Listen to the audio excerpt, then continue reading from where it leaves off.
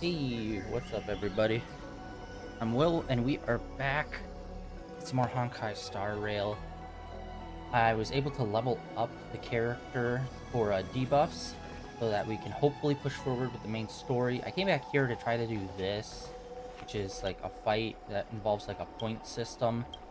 I still cannot do this. I seriously just need to look up a guide for this because it's like no matter how strong my team is or what characters I have on my team, I can just barely break like 30,000 when most of the rewards don't even kick in until like way higher. It's like, how do I do this?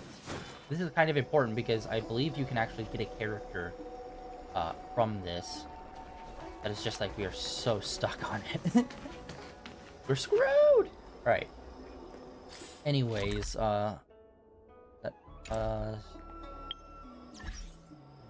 I was on a little bit earlier today doing a grinding. No, actually, I need to line up.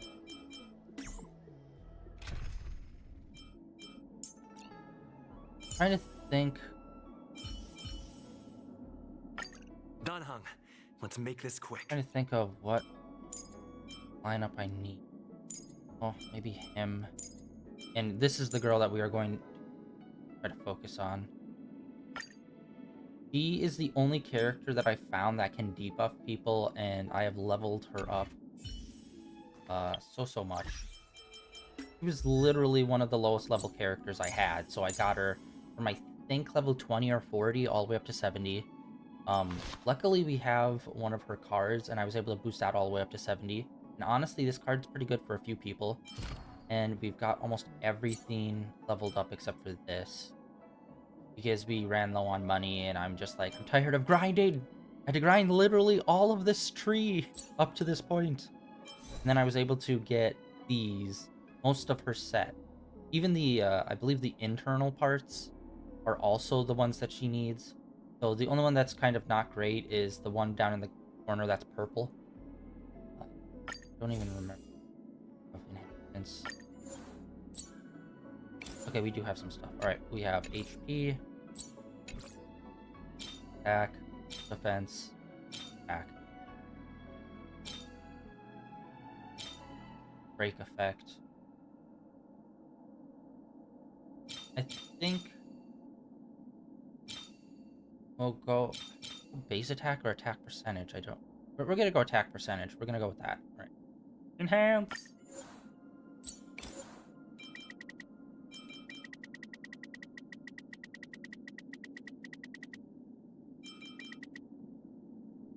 Oh wait, we don't even have enough money for it. That's why.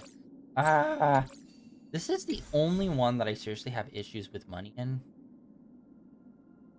Just because I usually have to just power level someone up, and there's so many things to level up with them. But anyway, yeah, that's our team setup. We got a shitload of messages. I should probably really start going through those. I don't think we have any daily like login bonus or anything. I guess there's the secondary. All right, well,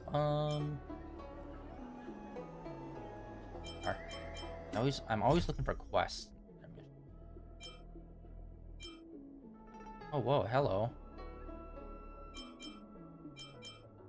Get some tickets. Oh shit, wait, yeah, tickets, I forgot. I think we have a 10 pull waiting. In fact, we might have 2 10 pulls for 2 different categories. No way, I think I just saw someone. Someone extraordinary. I can't remember what this dude's weaknesses are.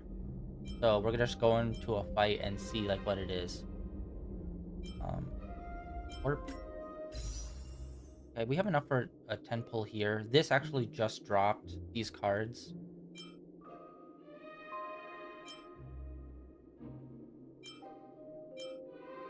Yeah, we have 10.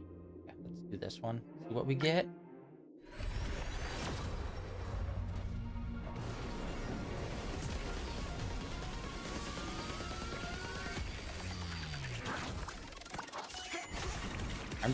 I'm looking for a card.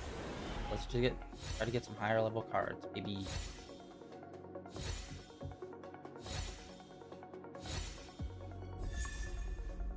Okay.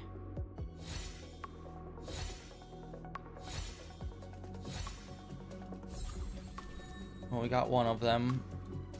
I think I might have seen that one for some people. Oh, wait, hold on.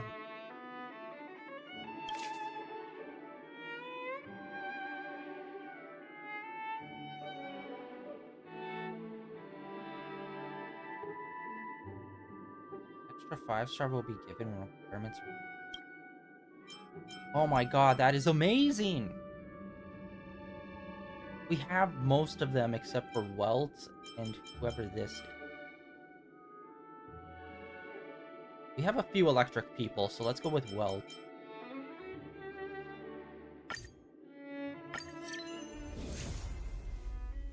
What requirements did we do?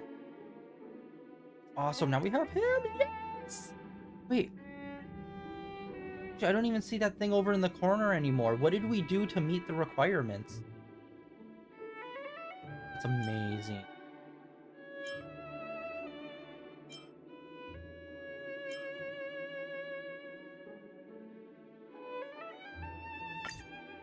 Alright, let's just do this. Again, just trying to get some cards here.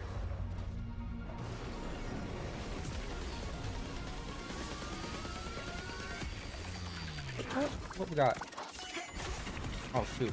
God, I forgot. All right.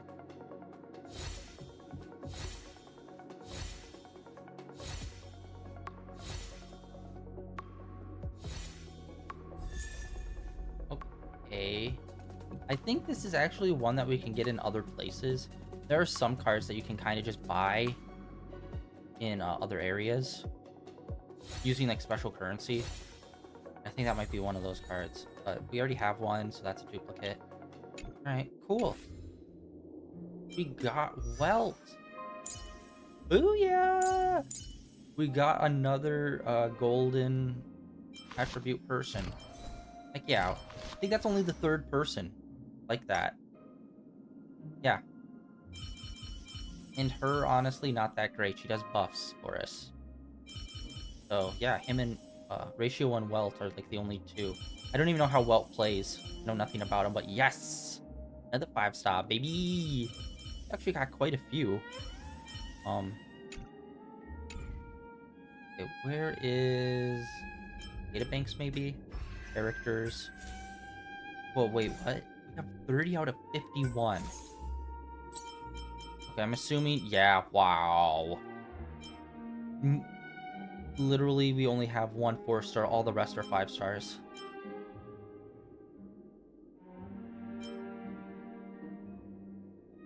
I don't know about her. It feels like she should not... Wait, oh, that's a different character. Oh, she looks very the same. Oh, she's a 4-star. Oh, I was wrong. When I was looking at all those characters the characters we could pick, it was her on there. I thought she was the electro guitarist. Okay, so there was actually people on there that we didn't.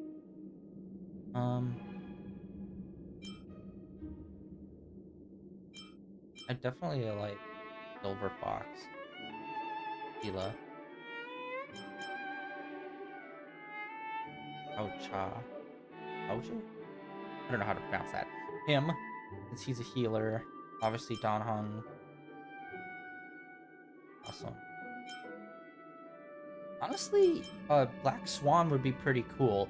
She was pretty damn useful when we'd use her in the main story parts. Venturine, unfortunately, I was just kind of like, mid-on. And then obviously Blade would be awesome. Getting another wind character, finally. Yeah, they really need to work on balancing the 4 stars. Because look at this. For 4 stars, she is the only person that's gold. And Don Hung is the only wind character. All the others are 5 stars. It's like, bro. Like, if you're gonna, like, seal off a bunch of 5 stars, I get it. But at least have enough 4 stars to be like, here's, like, 2 or 3 wind people. Here's 2 or 3, like, gold people. It's like, at least give us options. There's a bunch of fire and electric. I think they need to focus more on their 4 stars that they're putting out instead of their 5 stars. Because, like, there's like a dramatic lack. Although it is kind of easier to pull 5 stars, it feels like in this game. And I don't know how it really is in Boneless and Zero. I haven't played that long enough to really get a good grasp. I mean, we've been able to pull quite a few characters, but I haven't been paying attention to their levels. I think we only have 1 S.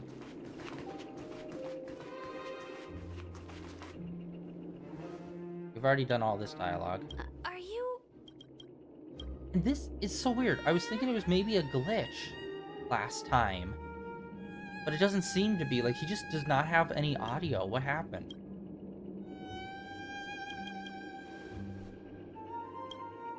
Or maybe the questions we ask, maybe that will determine whether or not we fight him.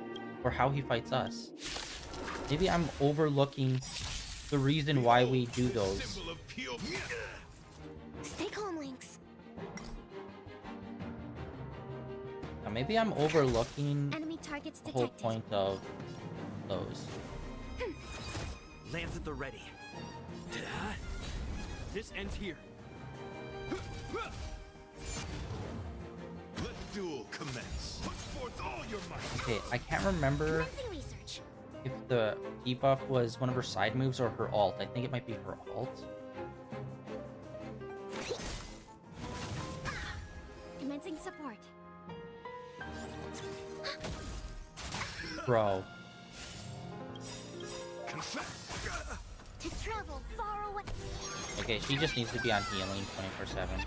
You have my Enemy data gratitude. secured. Net markers activated. Time for good old counterattack.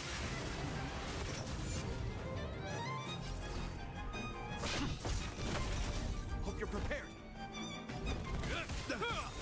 Specimen sighted. In the name of Landau, a will forged in ice never falters. Enemy targets detected. Oh, whoa, that actually did quite a bit more shield damage than I was expecting. Here, try this. Thanks for the support.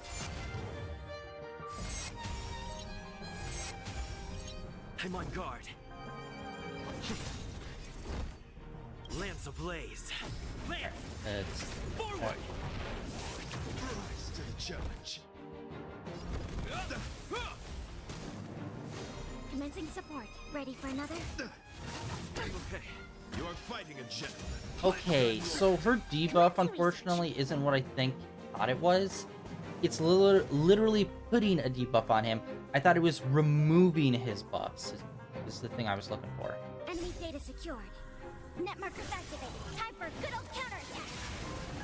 Rise to the challenge.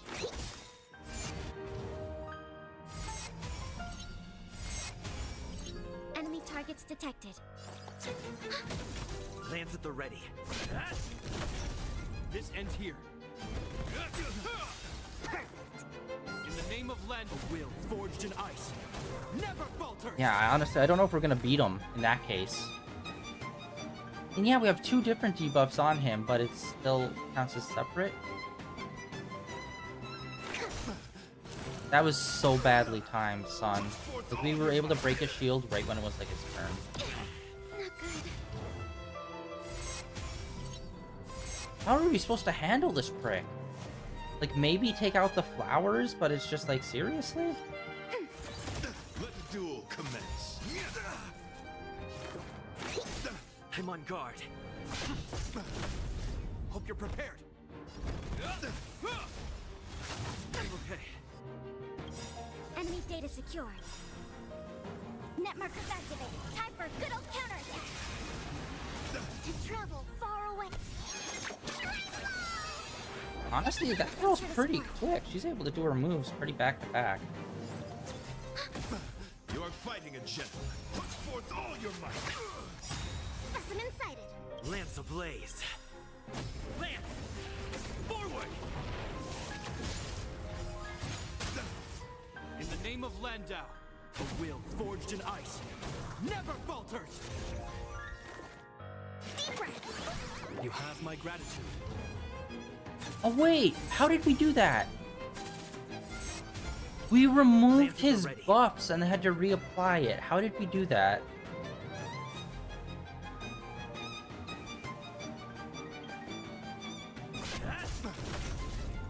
here. Let's sign loyalty. Heal. Here, try this! Thanks for the support.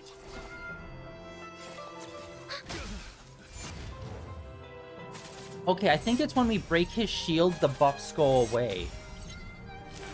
Behold, the God damn it, symbol of once pure again, we chaos. break his shield right for his move. It's like, come on, man. Commencing research. Hope you're prepared. Enemy targets detected.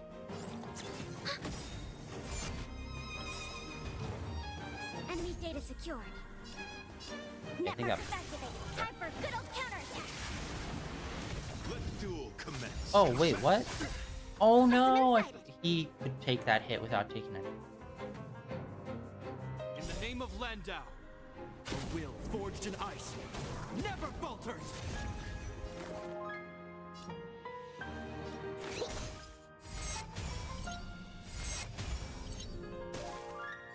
Commencing support.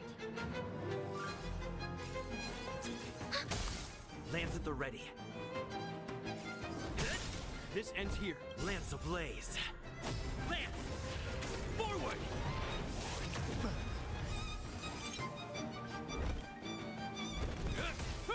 Oh, come on, man. Put forth all your might. Is that all?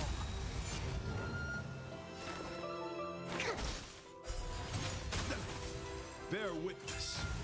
To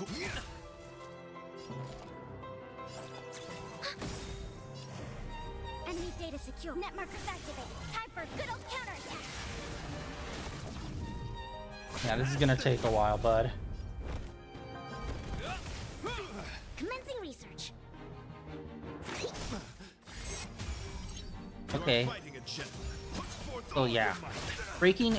We're able to break his shield way easier, and that's like key to debuffing him. I did not realize that last time. God damn it. Thanks for the Plus, support. it helps. She is able to do pretty big damage to the shield just by doing her triangle move. Like, that's a good amount. That's almost a quarter. That's like half of a quarter, which is pretty good, I'd say. Lance ablaze. Actually, you know what? I wish we could cancel out of that. I messed up. Forward! I didn't realize his move was next, but it's always next. Rise. To In the name of Landau, a will forged in ice never falters. Is that all? confess. Heal. Commencing support. Specimen sight. Enemy data secure. Net markers activated. Time for good old counterattack. Rise to the challenge. Damn it. I keep on using up the triangle move right before our healer's turn. Behold, this symbol of pure. Lance at the ready.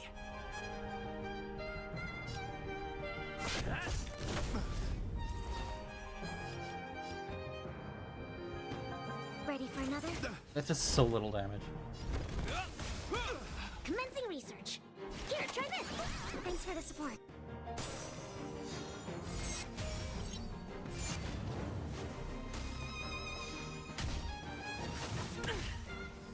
His turn. Let the duel commence. Pledge thine loyalty. In the name of Landau, a will forged in ice never falters.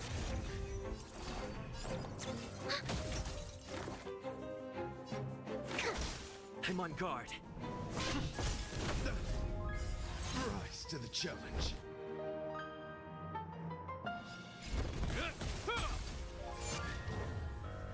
Is that all? Put forth all your might. Lance ablaze. Lance! Forward! Enemy data secured. Net markers activated. Time for good old counterattack. Rise to the challenge. Boom, broken.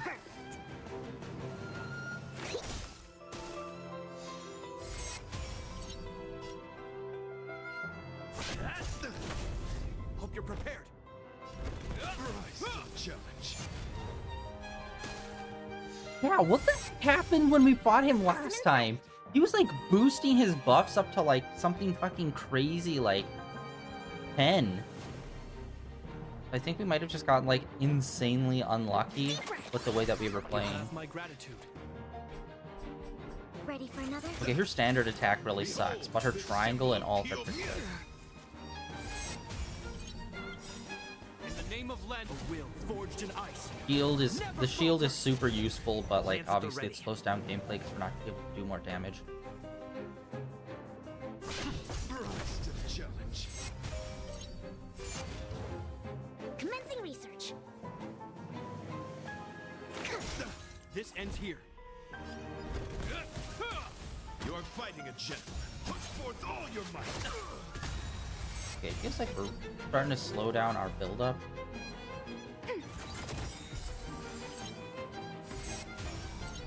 Specimen sighted. Enemy data secured. Net markers activated. Time for good old counterattack. Cleanse thine lord. Okay. There it is. That's the dangerous one.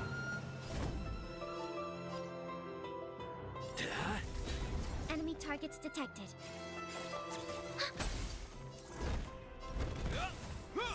Bear with. To In the name of land, a will forged in ice. Yeah, there it is. That boosted him to 10. Commencing research. Lance ablaze. Lance! Forward! Okay, we're almost done through his first health bar. We just have to do second. Here, try this. You have my gratitude.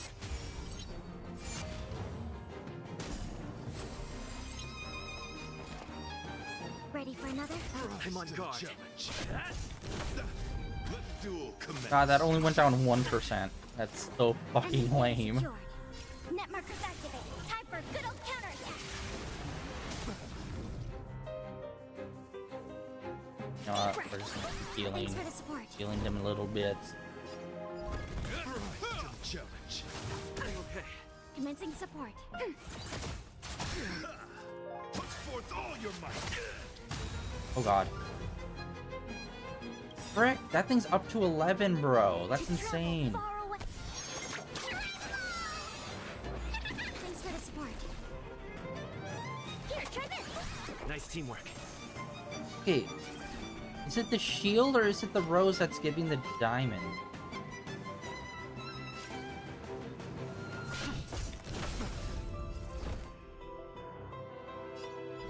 Rise to the challenge.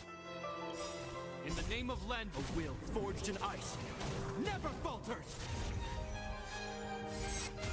Okay, that's Enemy the targets star detected. stuff, but like he's getting a boost up to 10 somehow, and I don't know how he's doing it. Ready for another?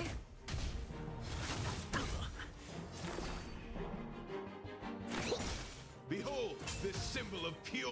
Is that all? Lance at the ready. Hope you're prepared. You are fighting a gentleman. Put forth all your might. Commencing research. Lance ablaze. Lance! Forward! Enemy data secure. Net markers We're activated. breaking him, and we're probably gonna wipe out. Crap, I forget. Once his health goes down, he immediately shakes off all stuff. Bear witness to let the duel commence. Commencing support.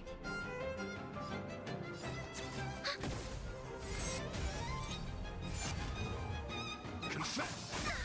Put forth all your might.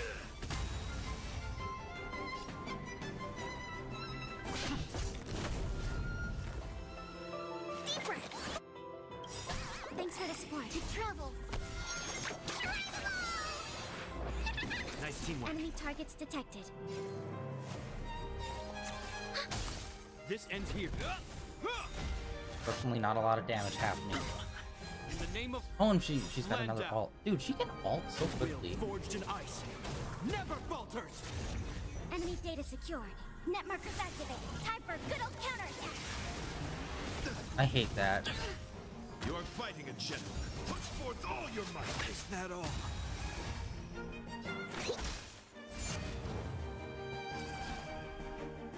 You need to take that out. Ready Ready for another?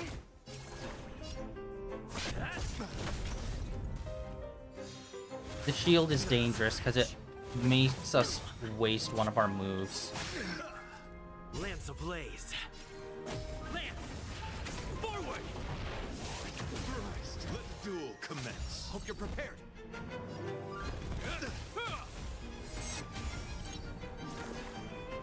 Here, try this!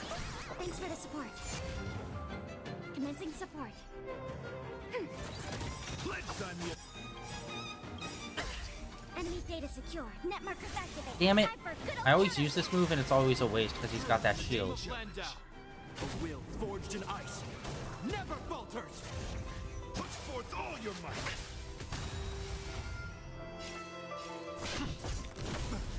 Specimen sighted.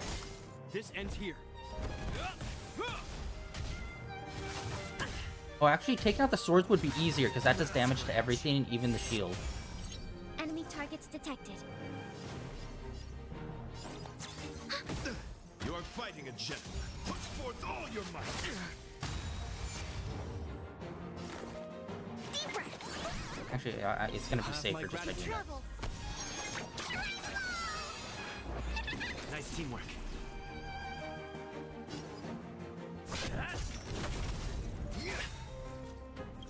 Lance ablaze. Lance! Forward!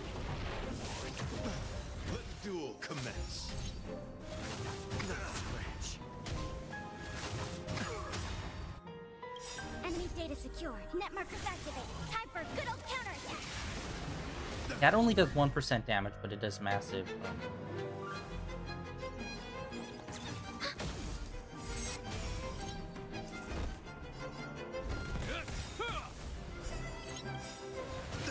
There we go. That's the kind of damage I wanted to look for.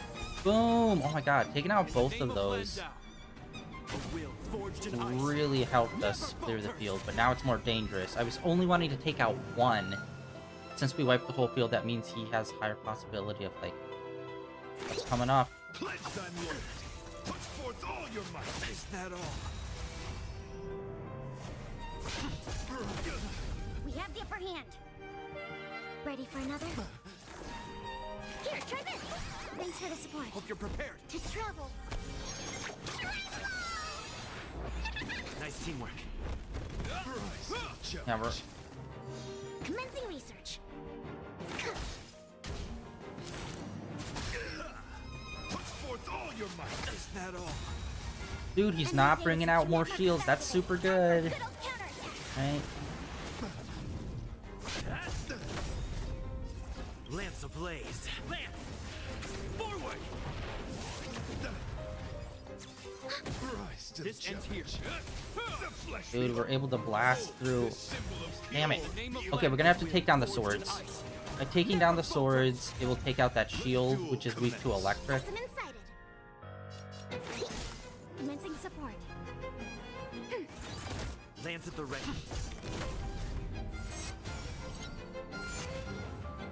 confess. I'm okay. Put forth all your might. Scratch. Hope you're prepared.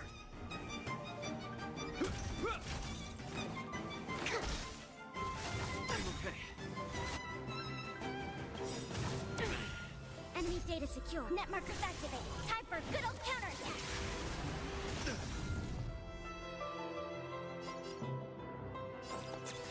Christ, you are Alright, he's down to fighting 50. Put forth all your might. The shield. Ah, that's such a... I hate it because it's such a waste. Commencing research. Deep breath. Thanks for the support. To travel.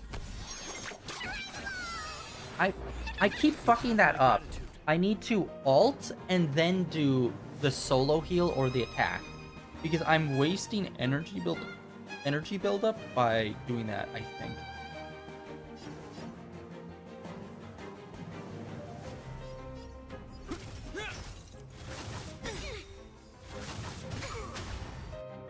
Perfect. Alright. In the name of Landau.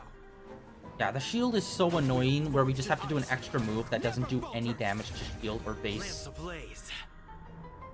Lance. Alright, this should break that shield and that sword.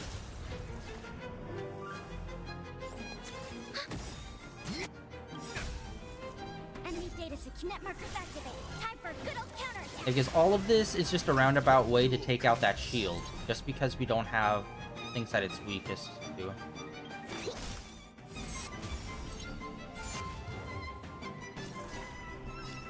And I hate it. Main boy is like the first one there, but his moves are so wasted. Enemy targets detected. Confess. It'll heal. Put forth all your might.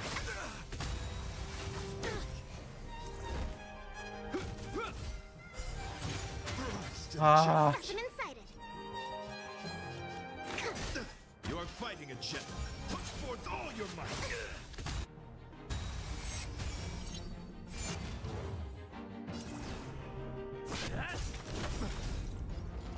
Lance ablaze. Lance! Forward!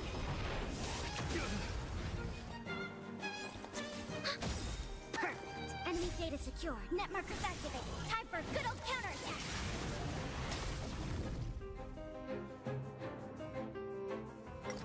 To travel far away. For a tough case like yours, we're gonna try that them all. heal. Even though it's just a little bit. Thanks for the support. Is that all?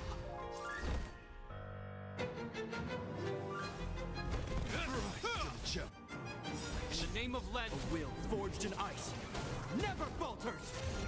Yeah, dude, that shield has helped so freaking much. Let the duel commence. Commencing support.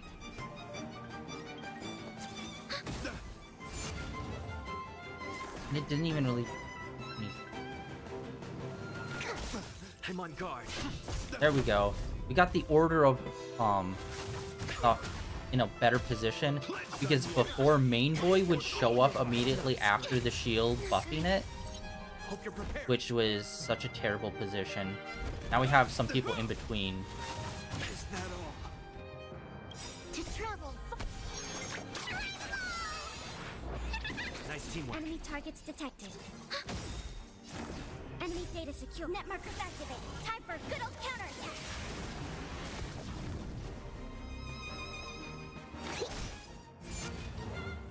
You are Oh, fighting a damn it. We're back in that regular position. Is that all? Lance ablaze. Lance! Forward!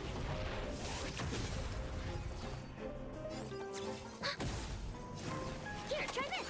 Thanks for the support.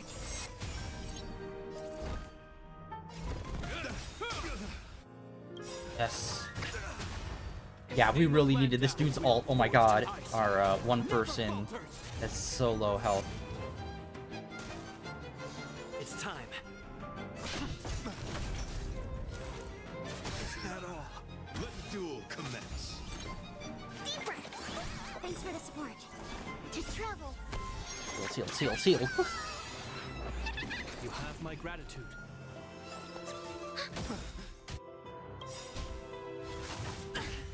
Enemy data secure. Net markers activated. Time for good old counterattack. God, we're so close. 12%, This baby. ends here.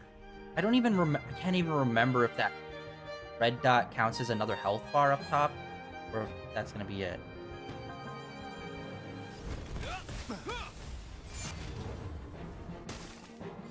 Pledge thy loyalty. Put forth all your might. Scratch. Commencing ready for another. Rise to the challenge. There we go. We were able to. That was a super slow, like slowly chipping that away. Lance ablaze. Lance! 86%, 5%. In the name of Landau, a will forged in ice never falters. Here, try this. Thanks for the support. Hope you're prepared. Rise to the challenge. Percent. Lance at the ready. Enemy data secure. Net markers activated. Time for good old counterattack. 1%.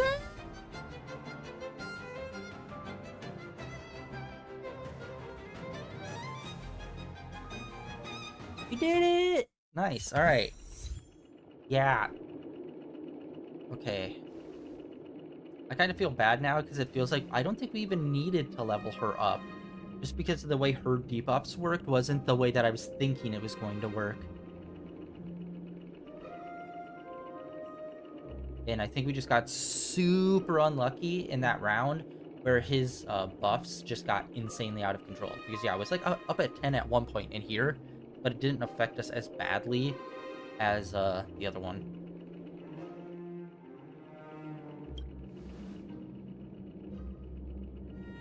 But hey, we have a new person that's got some pretty killer ice moves too. Speaking of killer ice moves, I should probably go check our cards and fuse those 2 4-stars together with their other versions that we already have. I'm pretty sure both of those are already equipped to people because they're both pretty useful cards. We don't have much time. May fate allow us to meet again, Knight of Beauty. I can't tell if this is broken or if like for some reason they just didn't record the voice line for this dude. In that case, let's make our way to the end. Okay. So, Penacony's really thronging with talent. I hope we make it in time. okay, so this is either going to be the final like test or it's going to be straight up the final boss. It's going to be one of those two. I think it might be the final boss. Yeah, it looks like it's going straight. And away we go. Let's do this.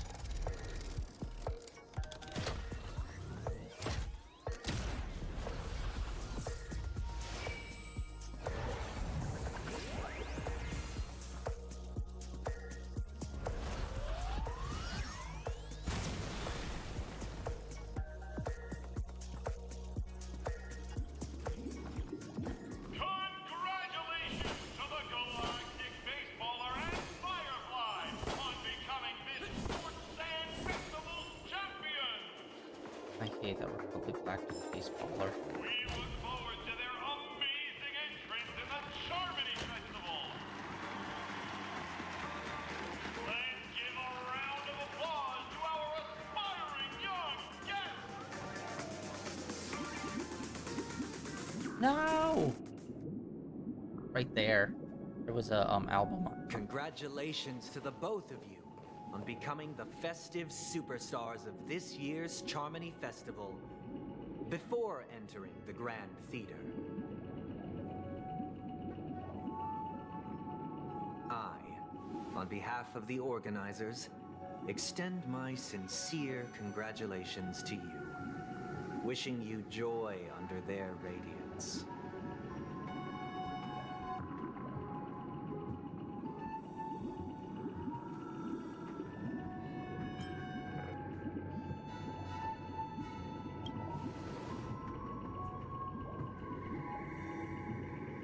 As previously promised, my sister, Mr. Yang, and I have met with the Dream Master.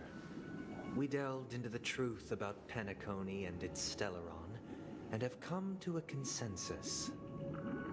Both I and the Oak family cannot acquiesce to your request. Just as expected. We acknowledge the perspective of you, Nameless. Penacony does require change, but not as you propose. The planet of festivities cannot and will not revert to a place characterized by chaos, disorder, or anarchy. Through your journey of overcoming obstacles, you must have glimpsed the essence of that era. The vulnerable ruthlessly eliminated, equality non-existent, common folk living precarious lives, eking out a dreary existence. Ultimately, only heroes like yourselves manage to achieve success. But I would dare ask, if you did not possess the special status of having a Stellaron, and you were but an anonymous and frail member among the masses, which Penacony would you prefer? A dystopia for the survival of the fittest? Or a sweet dream paradise for The all? Sweet Dream is also a dystopia. The difference is it's only those that have more money rather than those who have more strength. That's the only difference.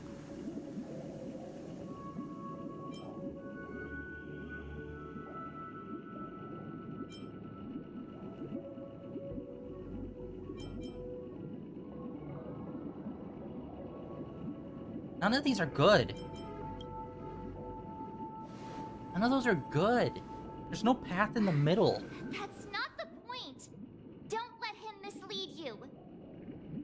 Mr. Sunday, even if the members of the Oak family can't fully agree on what to do about the Stellaron, now's not exactly the time to be holding an extensive discourse about Penacony's past and future, is it? The Stellaron issue concerns the life and death of everyone on Penacony. If anyone has a better suggestion, the crew is more than willing to listen. Also, it'd be best to tell us the ins and outs of that meeting. This way, we'll at least know what Welt and Miss Robin are dealing with, and the reason why they failed to make our appointment. Ah, Navigator. That is precisely my intention. With all present, let's begin by discussing the details of that meeting.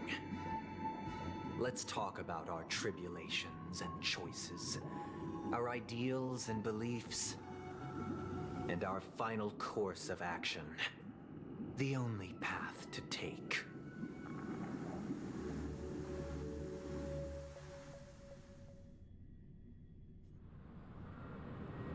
You mean to say that for the longest time, there have been scoundrels who would use the Charmity Festival that I have bequeathed to the masses as a tool to realize their ambition? Indeed, Dream Master. Once the Charmony Festival begins, the Stellaron's powers, along with the song, will be broadcast across the entire planet of Penacony. And then everyone in their dreams will be unable to awaken. This is indeed surprising to me. The dreamscape is maintained by the collective effort of the 5 families. If someone were to use the Charmony Festival to recklessly disseminate the power of the Stellaron, this individual must hold a position of great authority. Do you have any suspects? I'd like to ask, did you really not know of the Stellaron's existence? I would have never thought that this nameless would point the spear at me. Quite astonishing indeed. If I have offended, the Astral Express extends its sincere apologies. But the current circumstances are dire and leave no room for meticulous inquiry. We're doing this out of concern for the Dreamscape's safety. So, if you could, please alleviate our concerns. Dream Master, it's just to prove that the Charmony Festival has nothing to do with the Stellaron. If we're being overly cautious, I will return to the stage to offer tribute in song, just per the arrangement.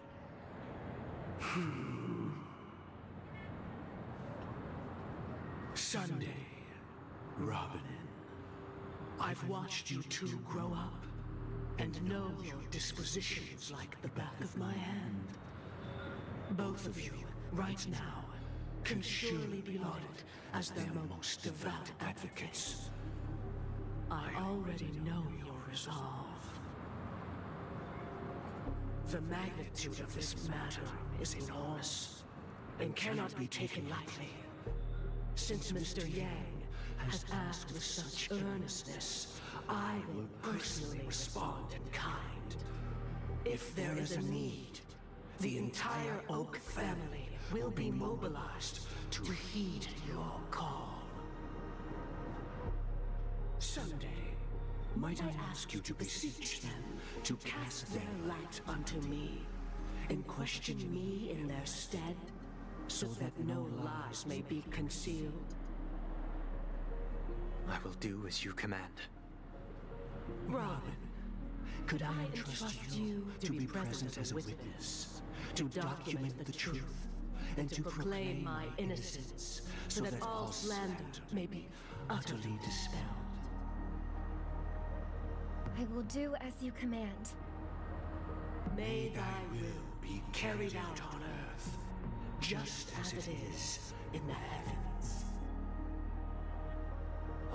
triple-faced soul, please sear his tongue and palms with a hot iron, so that he will not be able to fabricate lies and make false vows. Let us begin. There is nothing else to prepare. Understood. Question. Have you devoted your life to your god, never worshipping other gods? Naturally. Do you love your god as you do yourself, always heeding their admonishments? Naturally. Have you strayed from the path expected by your god, betraying their name? Never. Have you ever been inordinate with your asks of your god, coveting more than the foundation of the creation itself? Never. Then, a final question.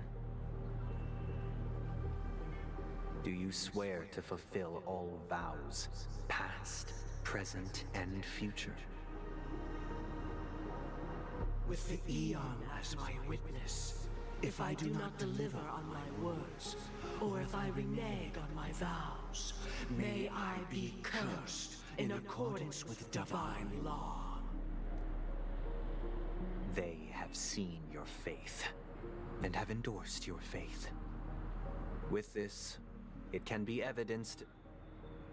Just a moment. What is it, Mr. Yang?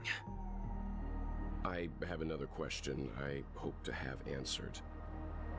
To my understanding, the family's harmony and prosperity have never relied on so-called divine laws.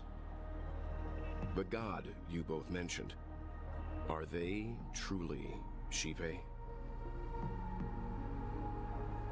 Mr. Yang should know that those belonging to the family toil together as if they were kin, embracing solidarity and unity under their light. All duplicity is laid bare before the harmony. Such a delicate and complex symphony. Which other god could perfectly harmonize this, if not for the Great One, Shipe? Perfectly harmonize. Therein lies the problem. It isn't an outsider lurking in the shadows who changed the harmony, but a dissonance that has surreptitiously emerged from within this very symphony itself. In the distant past, there existed an Eon. With one flick of the wrist, they crafted the laws of the cosmos. Their followers formed the Beyond the Sky Choir, spreading solemn and reverent hymns throughout the universe. Later, they fell. The route traversed by this Eon clashed with the harmony, ultimately being absorbed and fused into it. The chorus that once reverberated across worlds fell silent, and when it echoed anew, it was transformed into the hymn of harmony. Though an Eon may perish, paths with no masters still linger. In the all-forgiving harmony, echoes of bygone dissonance may subtly arise. Mr. Yang, being overly astute can be a detriment. Especially when you find yourself alone and without allies. So this is how it is. For the sake of our grand cause, Sunday, please afford these two an opportunity to rest. What?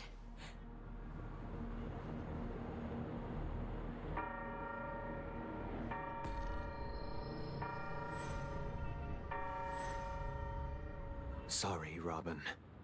It's just you. I did not wish for you to know this. It's a pity that things have turned out this way. So, this is the true reason I can't sing? The shadow that envelops Penacony is actually... We were never children of the harmony. Our ideal paradise could not have been crafted by Shipe. True bliss can only be guaranteed by the one who transcends the many. Within the foundation of law, humanity establishes civilization, and through harmony, we obtain order.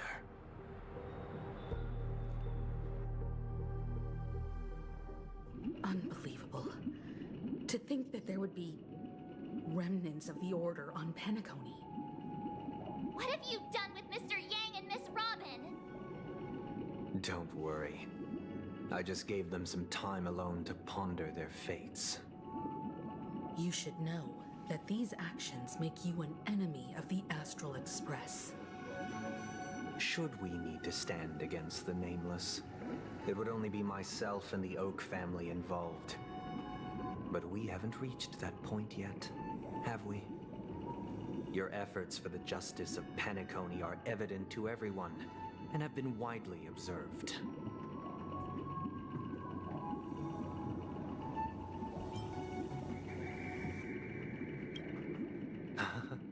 Patience is a virtue. However, I won't hold it against you. On the contrary, I'm here to make my intentions clear. If it is the Order that drove you to imprison Welt and Robin, and you're using them to coerce our compliance, then there'll be no point in entertaining any type of discussion. You're mistaken, Miss Himiko. They are in very safe hands, and just as the family has always proclaimed, no one can be harmed in the dreamscape, least of all in the beautiful new world belonging to the Order. Penacony and the entire universe have witnessed far too much innocent bloodshed. The strong wield their blades against the weak, and the victors push the vanquished to the brink of life. Natural selection. The world abides by this principle, establishing the well-being of humanity atop the corpses of the downtrodden. Only we, or rather, I, possess the power to put an end to this farce. So you've decided to resurrect a dead Eon? No one's ever done such a thing. If Miss Himiko is interested, let's draw back the veil and speak candidly.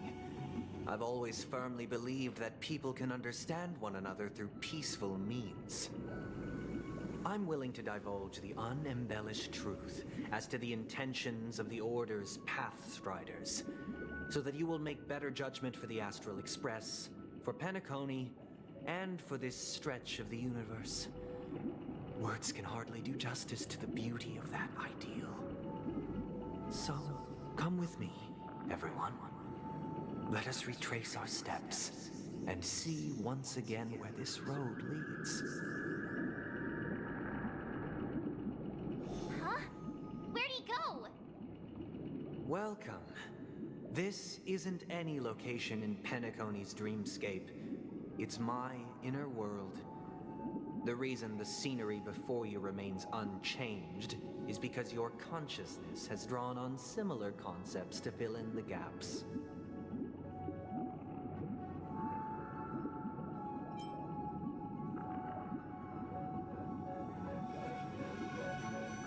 Did you do the same to Welt? It's a tuning process, stronger in effect and more draining on the mind.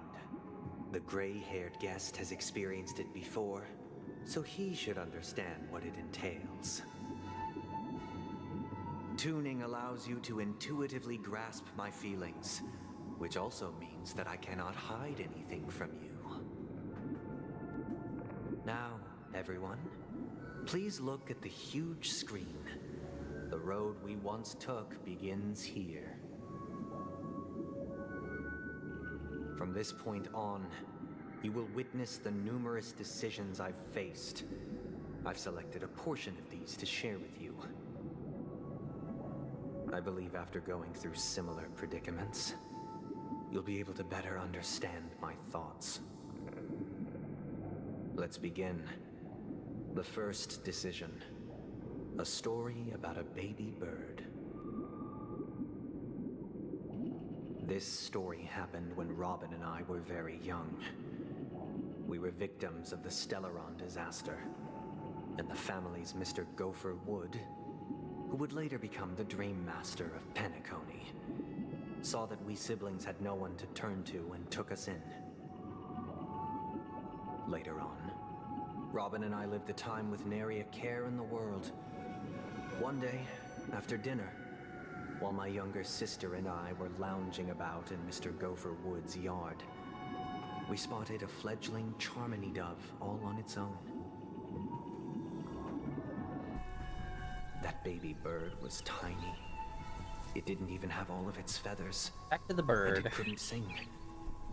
When we found it, it was already on its last breath, having fallen into a shrub, probably abandoned by its parents.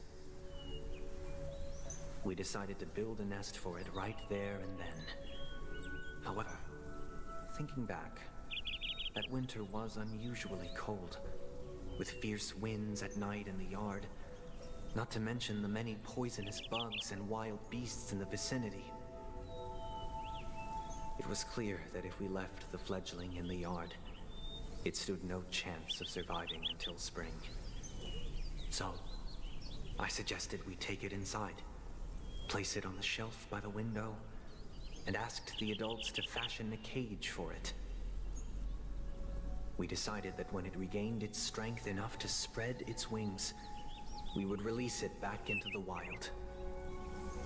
The tragic part, something that we'd never considered, was that this bird's fate had already been determined long before this moment. Its destiny was determined by our momentary whim. Now, I pass the power of choice to you all. Faced with this situation, what choice would you make? Stick to the original plan and build a nest with soft net where the Charmony dove fell. Or build a cage for it and feed it, giving it the utmost care from within the warmth of a home. I eagerly await your answer.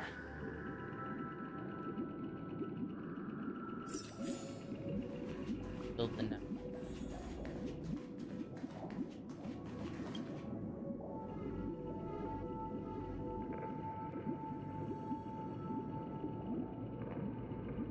Interesting. Since you've made up your mind, allow me to reveal what fate this choice will bring to the fledgling.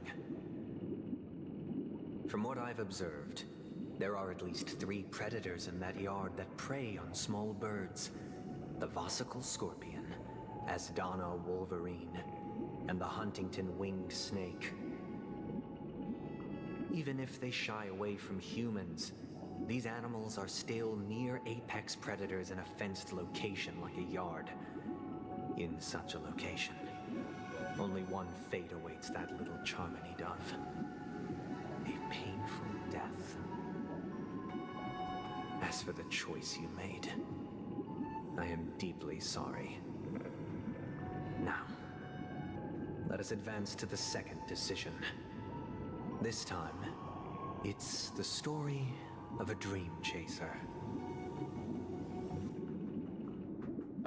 This story happened when I was appointed as Bronze Melodia, a position exclusive to the Oak family, charged with listening to the problems and vexations of Dreamscape residents, and providing them with the relevant guidance. It was during that period that I had the opportunity to hear voices from all corners of the Dreamscape. Joy, sorrow, arrogance, regret. The complex tapestry of human nature that formed the world.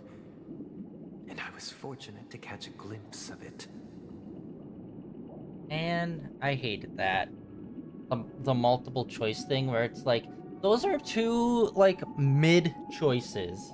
Where it's like, there are so many other things you could do in that scenario. It's like you're just purposely picking two crap choices. One where you're choosing to imprison it, and the other one where you're just choosing to, like, let it be and probably die. It's like, there's many shades in between you could do, bud. I hate when people do this kind of shiz in, like, stories or, like, whatever, where it's like, well, these are the only two options. It's like, no, there's many, many, many more options. You're just not imaginative enough, and you just want it to be overly simplistic to justify your shitty treatment of, like, oh, well, of course we got to imprison them. We got to put it in a cage. That's the only way to protect it. It's like, no, there's many ways to protect it. You're just choosing the one where you'll have absolute control over them and justify it by saying any other way they'll die. It's like, no, they won't, because you do not know that. You're just guessing and assuming, and you're doing whatever will lead to you having more power over someone. Bullshit. I digress. He was a dream chaser and an illegal stowaway. Just like the rest of them, he came to Penacony in search of a better life. Except that, to most people, the price he paid, I suppose you could say it was everything. He told me I sold everything I could at home. The house, the land, even his 2 children. He said he could not afford to raise them, and that at least they could eat if they lived as slaves. He had a plan in place. He would buy back his children once he had made his fortune, and enjoy Penacony's beautiful dream with them. Alas, his plan to smuggle himself was somewhat clumsy, and he was sniffed out by those pig-headed hounds. After hearing the Dream Chaser's story, I immediately appealed to the Bloodhound family to cease their pursuit. That way, at least he could live peacefully. But I was still too naive to the ways of the world. I did not anticipate that what I thought was a kind gesture would later lead to dire consequences. I'll tell you the outcome soon. For now, I'd like you all to make a choice.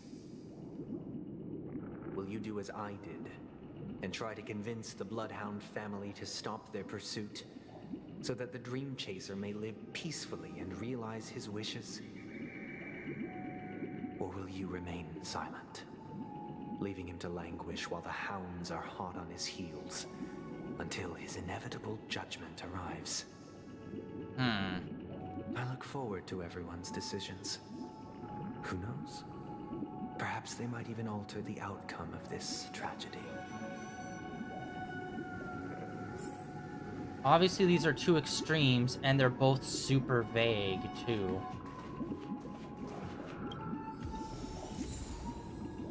The convincing of the Bloodhounds, we don't know what the consequences of that would be. And then remaining silent. I think we're gonna remain... Should we? Because this one could be seen as submitting. Convincing Bloodhound. Oh, or no. Remain silent might be selfish, but at the same time, it might help somehow. While this one also try to convince the Bloodhounds. This one could get us in trouble. I think we're gonna try to convince these the pursuit.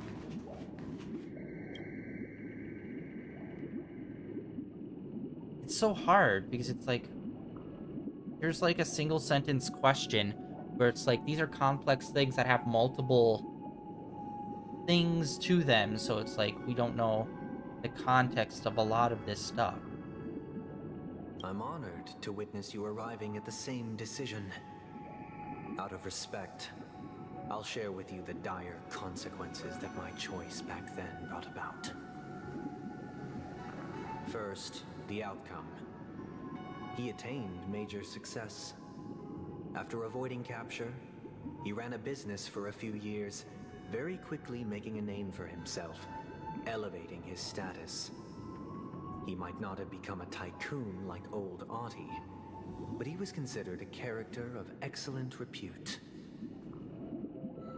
Now then, did he realize the wish he set out to achieve? No. The last time I saw him was in the real world, where the hounds were going to permanently exile him, and I was the accompanying bronze melodia. The mission was simple. Listen to the criminal's repentance. He told me the reason he was in this predicament was because he conspired to usurp the head of the Alfalfa family. When I asked him about his 2 children, he instead responded with a question. What children? In the end, my heart aligned with the harmony, and the good deed I dared to undertake held no value, turning instead into a wrongdoing. It created a lamentable oppressor and countless oppressed individuals. As to your choice, I once again offer my heartfelt apologies. Next comes the third and final decision. And the story this time is my own. This story happened the day I was appointed the Oak family head. At that time, Mr. Gopherwood was the current Dream Master, and as per his wish, we had a private conversation. What surprised me was that the Dream Master had only come to deliver a letter to me. He let me read its contents, and it was a letter from my sister. The letter contained the usual pleasantries, anecdotes from her travels, nothing out of the ordinary. Just as I started wondering how this letter related to our discussion, the Dream Master began to speak. Do you know who wrote this letter? My sister, of course. But why would you personally visit me to hand me a letter from my sister containing mere trivialities? To help you grasp the full scope of this issue. Do you know where Robin is at this moment? From what the letter indicates, she must be in Caspelina 8, correct? She's touring there right now. Correct. Has she mentioned anything about a stray bullet? A stray bullet? What? A war has broken out on that planet. It is because of this very reason that Robin chose this destination. To spread the word of the harmony. And to save the lives of that planet. She personally made for the front lines. She hoped to ease the people's suffering with song, and was willing to brave mortal danger to deliver the IPC's medical supplies. Unfortunately, stray bullets show no such compassion. Is she all right? If the operation was successful, she should probably be recovering in the field hospital. By the eon above, the bullet struck her neck directly, yet possibly as a reward for her consistent deeds of harmony, it didn't hit any vital arteries. Once you've attended to your outstanding tasks, it'd be advisable to write her back as soon as possible. Those damned savages! I'll pack my bags right away. My gratitude for bringing this to my attention, Mr. Gopherwood. That was an easy manipulation. He probably had her shot on purpose. She always wears such elaborate neck ornaments, don't you? How could this happen? miss Robin. It's all in the past, so please don't worry. I share this in the meager hope that you will understand the Harmony's limitations and predicament. As grandiose as the strong defending the weak sounds, many times, it is nothing more than wishful thinking. Did you clearly have power issues because you were abandoned by your father, brought up by these fucking psychos, which one of them, probably the head guy, was responsible for shooting her, or at least giving the orders to, just so that he would want order over everything else because he needs to protect, I don't know, Robin, or just generally like have control over everything, because he had a lack of control with his family, and that's how they got sold in the first place. And then it's just basic, like, he had no power growing up, and now he's in a position where he can have power, and he's going to exert it over others, because him being in control will be better than chaos to happen, which chaos is just life itself. It's like, it's meaningless trying to be overbearing like he's probably going to attempt to do for order. Likewise, I've prepared one last question, one last choice. But rest assured, this choice will not have any grave consequences.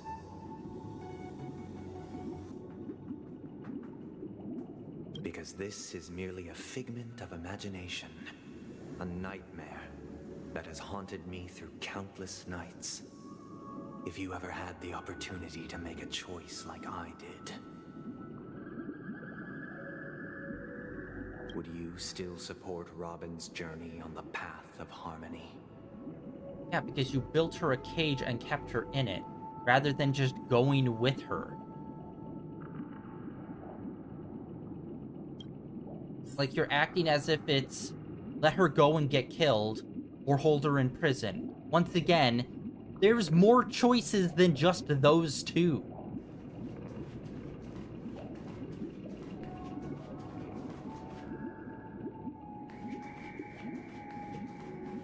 You're just purposely seeing it as a black and white issue, just so that you can feel better at your own shitty behavior and choices.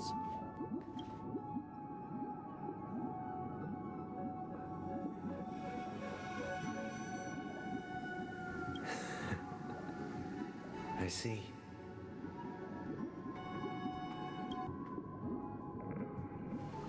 I am now aware of everyone's stances.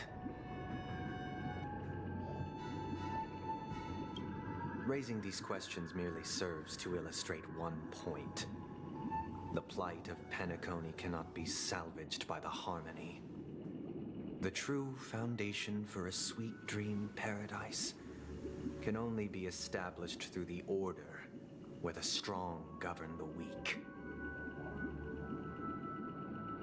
You were literally saying the opposite earlier, though, where that's the problem with the outside world. Those physically stronger dominating over those physically weaker. And now you're just doing you literally are saying the same exact thing now, except it's through, like, political power rather than physical strength. I know the suffering of being tormented, the turmoil of losing your way, how sorrow and even despair set in when matters don't work out.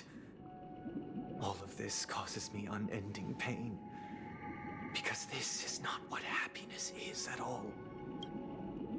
We must teach the weak how to live a happy life. And this life isn't some noble propriety that the upper crust preaches, but in definitive terms, a way of survival that belongs to everyone.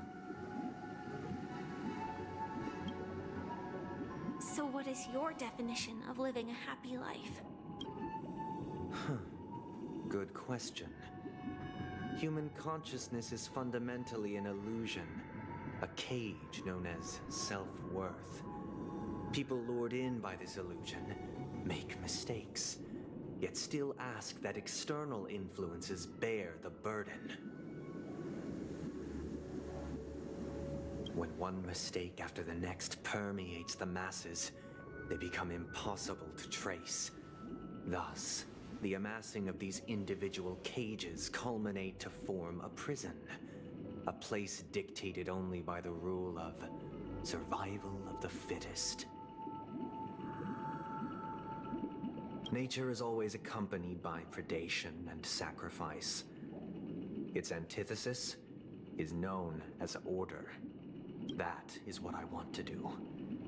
Unite people's happiness under the banner of order.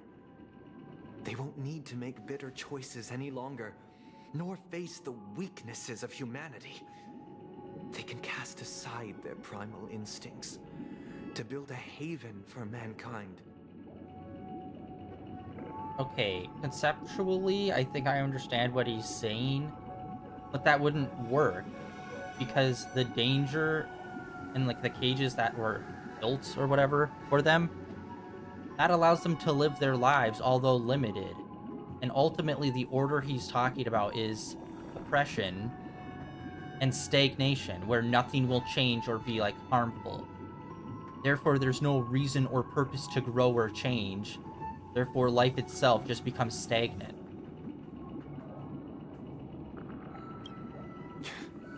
Simply describing thoughts is far too abstract.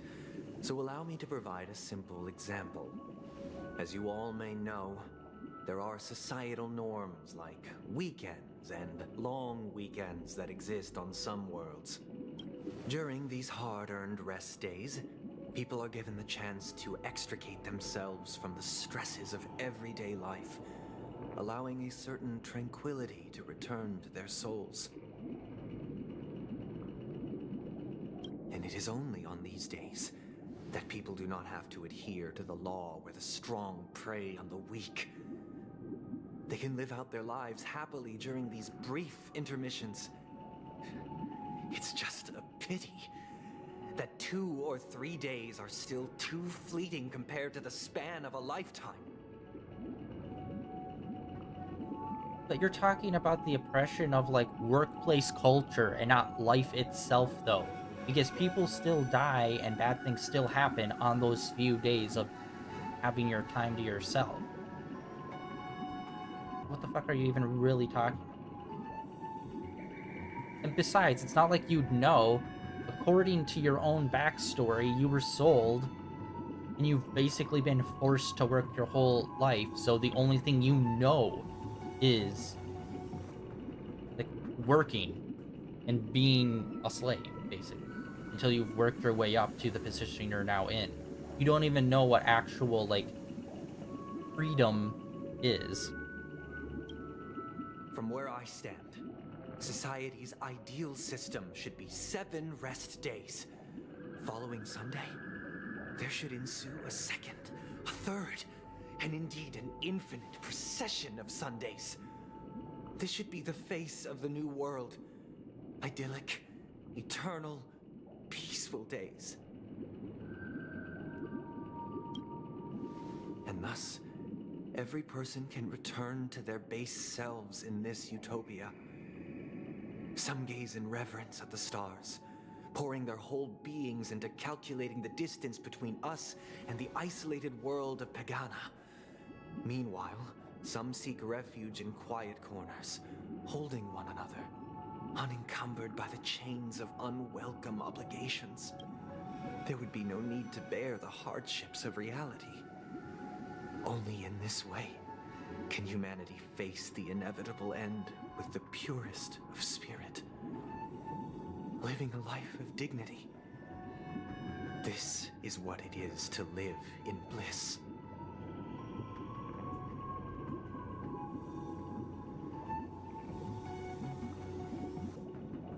But is there dignity in a world in which nothing needs to be done or handled, or you don't need to even do anything? Miss Firefly, you who are stricken with entropy loss syndrome, you of all would surely understand this.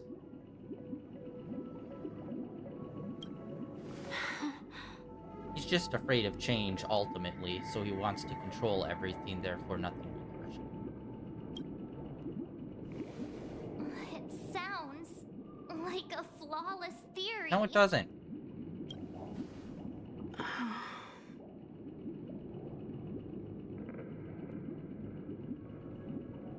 Like, there was...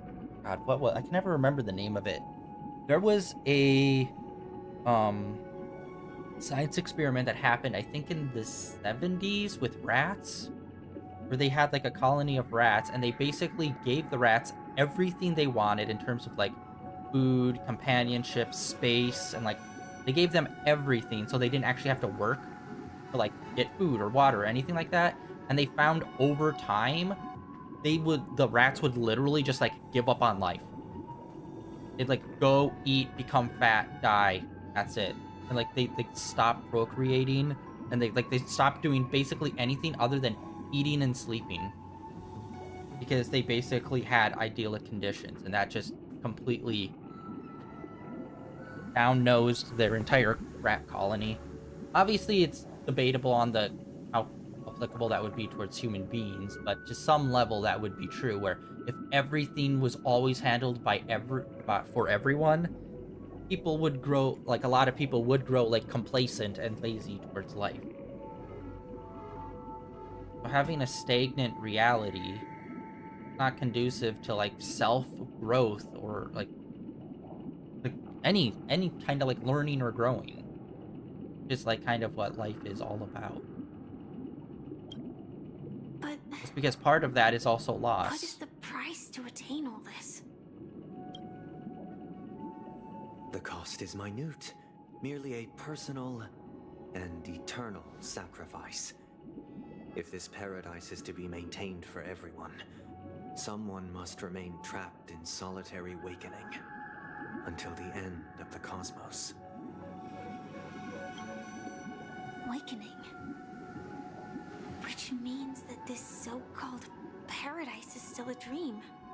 Stepping into this paradise means forsaking reality, correct?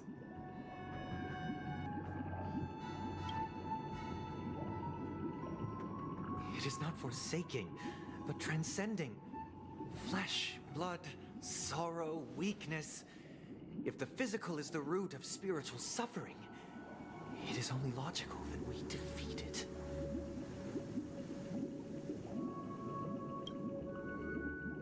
But in this supposed bliss, people won't have defeated their demons. The chance to overcome their tribulations would be forever lost to them. In other words, it is an escape.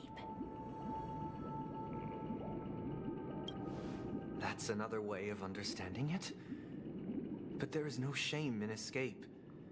On the contrary, the seeds of escape exist in everyone's hearts. Don't you agree, Miss Firefly? And as to why we sleep, it is because we are afraid to awaken from our dreams. But this is not in conflict with the grand plan. Only in acknowledging this can we truly understand the frailty of human nature, and from there, show compassion and protection.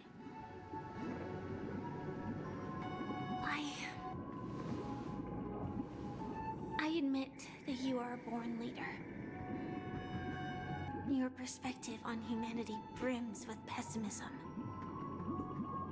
Yet you express compassion for all, even when your heart pities them. But unlike you, I live for the self. From my perspective, individuals making choices for themselves is their birthright. Okay, wait, that part didn't make sense. You show compassion for people even when you pity them. Those aren't normally fundamentally opposing things. Those are, a lot of the times, go hand in hand. So why are you talking as if that's some sort of abnormal thing? And it's like, oh, it's amazing you can do that. It's like, most people can. What? The want to escape may be innate in the weak. But whether they are weak or not, it is not up to another to decide.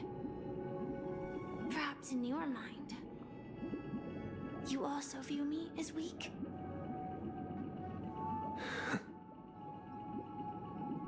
Because I don't think so. Since Miss Firefly has said her piece, the Astral Express will also naturally give you our answer. We'll leave it to you. Just as Mr. McHale instructed before. Tell him our choice. Yes, give me two very opposite choices and nothing subtle or in between.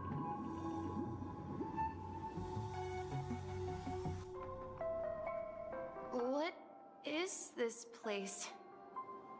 Does this place ring any bells, Misha? I don't know, but I feel a sense of deja vu. What is this place? It's the realm within a dream bubble. This was left to the Astral Express by a nameless, but weirdly, when we entered it, it was completely empty. Dr. Edward from the Dreamscape sales store told me that dreams are formed from memories, and a dream bubble can't take shape if its core is empty. So I thought you might be able to help us in unraveling this mystery, Misha. As a hotel doorman, you know Penacony best among us. I don't know much about dream bubbles, but if you want to figure out what this mansion is, I'll do my best. I'm counting on you then. Himeko, I still don't get it. Why were you so sure that Misha had a connection with this dream bubble? I wasn't sure. It was just a hunch. But since Misha feels familiar with this place, my hunch might be correct. Wait, was this the original dream bubble that kicked off this entire thing? Because when we were in there, we did meet him. We also met, what's-her-face, the girl with the katana. Exactly. This is where you and Firefly encountered death, which we now know as dormancy. Considering its connection to Dreamflux Reef, it's not surprising it appeared here. The question now is, who brought you here? Based on the clues we have so far, it's unlikely to be that masked fool. So identifying them is crucial to us. We're drawing closer to the truth once more. Let's give Misha some time, as I believe he'll unveil the secret of this dream bubble. Hey, is Misha gonna turn out being way more important? Alright, but there are doors all over the place. Which one should we choose? You don't get shorts that short and not be important. Misha? I guess... maybe this way?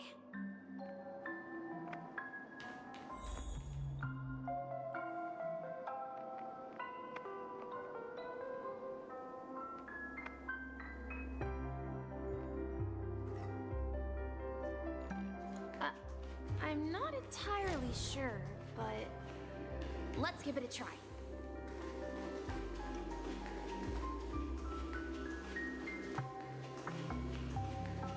God dang.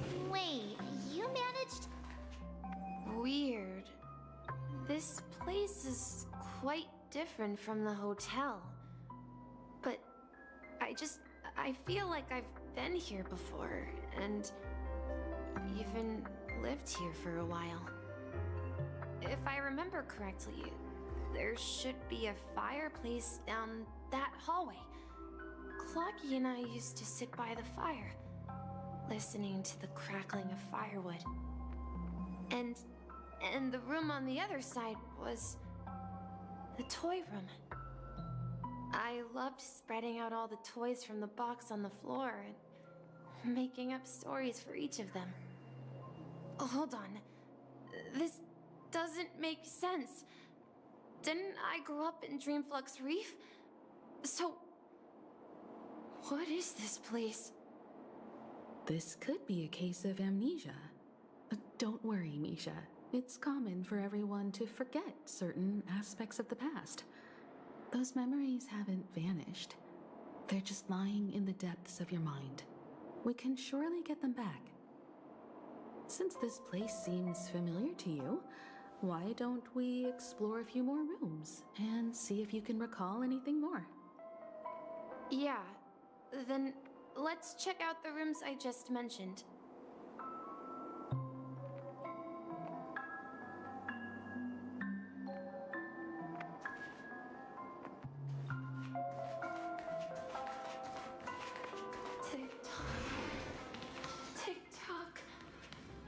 Oh, there's... I heard some noises from the room. Origami bird? That's a friend of mine. You and Origami Bird are friends? Yeah. It's a member of the Compass crew, just like Clocky and Miss Mirror. And there's more than just one Origami Bird. They are a big family with lots of brothers and sisters who look the same. They follow Miss Mirror's orders and handle all sorts of jobs on the ship. They're the best sailors. Sailors? Can origami birds be sailors? Could you tell us more about the compass, Misha? The Compass is a ship bound for the New World. Clocky and his partners travel through layers of fog to the depths of the sea. Whenever there is danger, Clocky will use a compass and guide the ship in the right direction. That's a great story. But in the Penacony cartoon, Clocky and his partners have always lived in Dreamville and never ventured out, right? Huh? Oh, that does seem to be the case. Weird. I clearly remember Clocky arrived in the New World in the end. Perhaps Clocky has a hidden past. So, where has Clocky gone? Did he leave to protect Dreamville?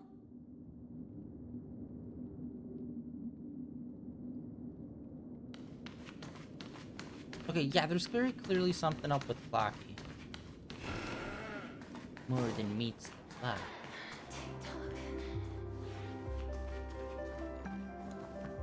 Mikhail, that's the name. Now we all know him as the Watchmaker. So, who is he talking to?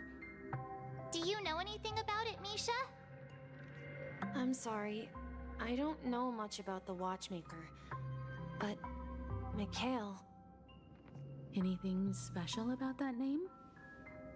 Mikhail is Grandpa's name.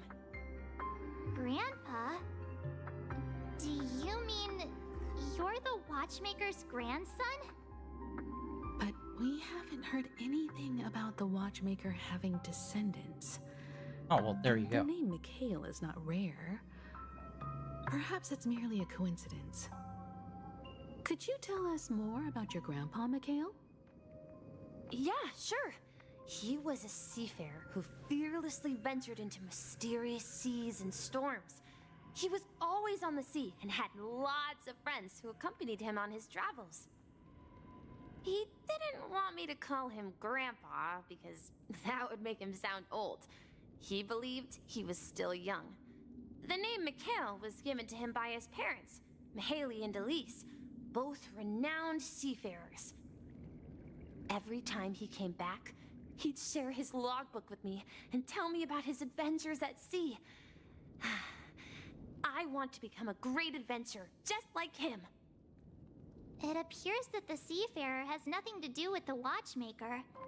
So, perhaps it's just a coincidence? So, where is your grandpa now? He went off on a new journey, and it's been quite a while since I last saw him. I think I hear the sound of water.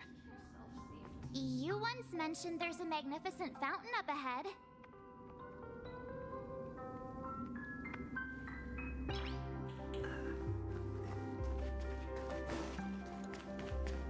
And just a lot of cutscenes. Like after the boss fight, nothing but cutscenes. Look, there it is. The water resembles a precious jewel embedded in the dreams of all seafarers.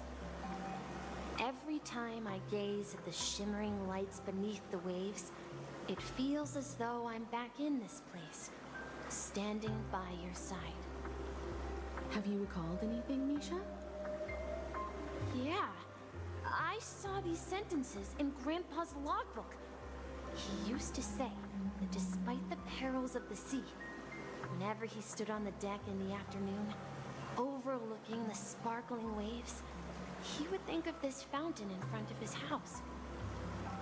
He often said that those moments felt like returning to his family's side, and the difficulties at sea didn't seem quite as challenging. You know, I quite understand such sentiments.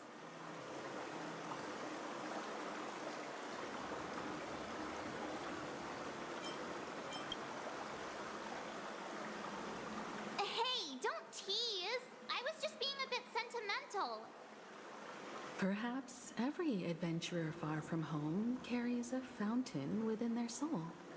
Even though the other side of the sea remains shrouded in the unknown, the fountain in front of his house serves as a compass, leading him back to his cherished ones. Yeah. While Grandpa was at home, we would stand by the fountain and place the compass, a toy boat that I made, into the pool. Back then, I would ask him when I could go on adventures like him, and he would always laugh and say I was still too young. It seems this Mikhail is truly a seafarer and has nothing to do with the watchmaker. Yeah. Based on Misha's recollections, the scenes in the dream bubble appear to be his childhood memories. But this raises more questions. According to Misha, he was clearly born on an oceanic planet and led an ordinary life, with no connection to Penacony at all. Could this be some sort of metaphor? Perhaps the sea refers to the memory zone. I'm sorry. I don't know, but my memories keep pouring out uncontrollably, like water flowing from a fountain. Perhaps I'll remember more things if we go further. Okay, it's either one. Maybe he was born in a dream, I wish to share your and he's burden. just like a dream being, or whatever the order is doing, it's erasing people's memories of their life outside of it. One of those two. We're going to the opposite side, right? No, we should turn left here.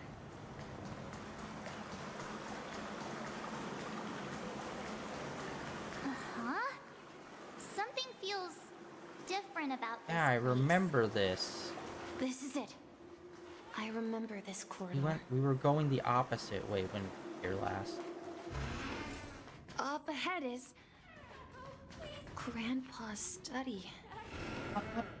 It was in that room where I saw him the last time.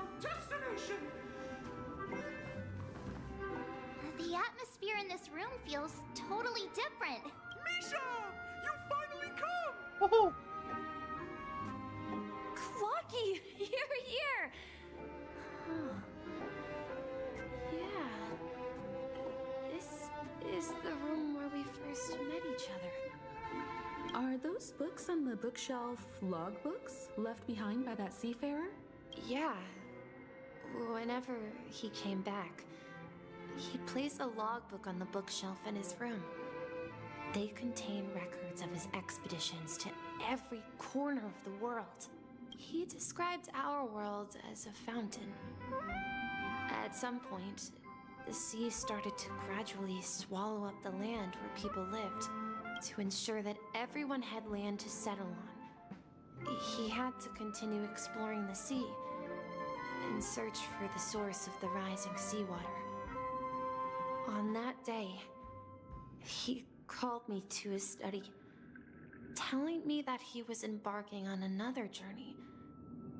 However, I could sense the gravity in his expression. It was the same look I had seen on my father's face before his final voyage. I asked him if I could go with him, but he said that my adventure lay elsewhere and told me to stay home and patiently await a certain sound at the door. What sound? He told me about a vast ocean in the sky. an ocean of stars. He spoke of a train that transports children with a desire to venture far away, traversing the sea of stars without ever stopping. He said that he knew the crew on the train, and that he had asked them to take me along. He said the journey I had always dreamed of would start there. A train? Could it be? It's the Astral Express. I remember now. Grandpa's friends are a group of nameless who came to this world to resolve a disaster caused by a star. Then, he gave his pocket watch to me. It was his cherished treasure, appearing in every one of his adventure tales. He explained that difficult times were ahead, but assured me that the watch would guide me. He said, as long as I kept moving forward, I'd eventually reach my desired destination. And then, it was as if I heard the distant sound of a train whistle echoing throughout the room. Exactly, Misha! And then we followed that whistle, didn't we? Yeah. I think I can still find the way we took back then.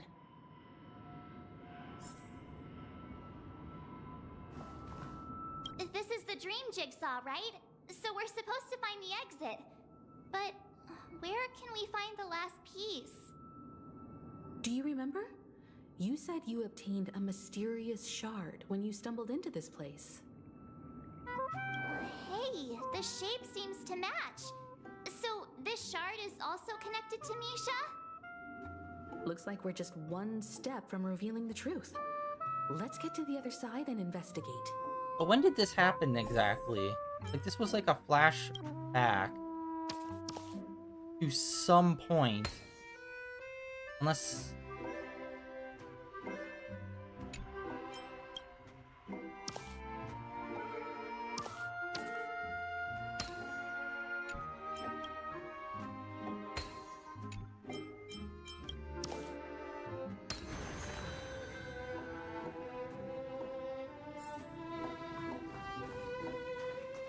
the crack.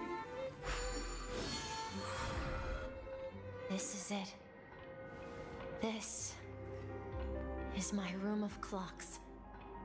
While I spent my time waiting for Grandpa to return from his voyage, Walter gave me this workshop, and it became my secret base. Here, I learned how to repair clockwork and gears out of my fondness of precision mechanics. In my dreams, I was the captain of the compass. I am the captain now. Embarking on adventures with my companions, Clocky and Miss Mirror, in search of the new world. I was born and raised here. So, this building in the dream bubble is your childhood home? Yes, but not exactly. To be more precise, this dream bubble itself is my home. Looks like you've remembered everything now.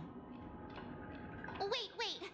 Why does it feel like everyone else knows something I don't? His eyes are the shape of keyholes, so... perhaps... no. There might be something hidden inside him. That whole thing. March, do you remember when he mentioned a clocky that only he could see? Yeah, the little guy here, right? But we all saw him in Dreamflux Reef, right? And Mr. Yang even greeted him. Looks like everyone on the Astral Express has a childlike spirit. The answer lies in the Astral Express. His experience shows that neither Firefly nor Acheron can see this clocky. And when we were in Dreamflux Reef, you may have noticed that for some reason, nobody outside of the crew had ever talked with Clocky.